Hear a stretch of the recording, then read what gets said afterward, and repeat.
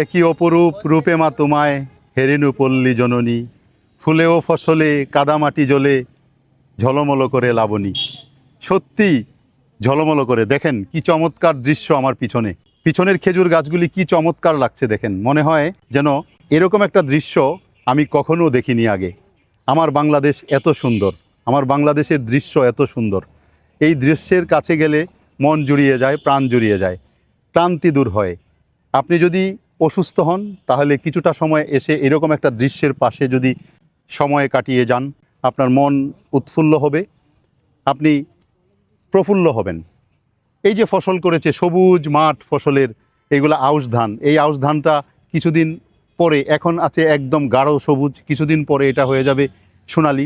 সোনালি হলে এটার আরেকটা দৃশ্য, যে দৃশ্য সত্যি আপনি কোনো দিন পয়সা খরচ করে এবং অন্য কোথায় যেও এই দৃশ্য আপনি পাবেন না। তাই তো কবি নজরুল ইসলাম কি চমৎকার করে লিখেছেন, ফুলে ও ফসলে কাদামাটি জলে ঝলমল করে লাবণী। সত্যি ঝলমল করে।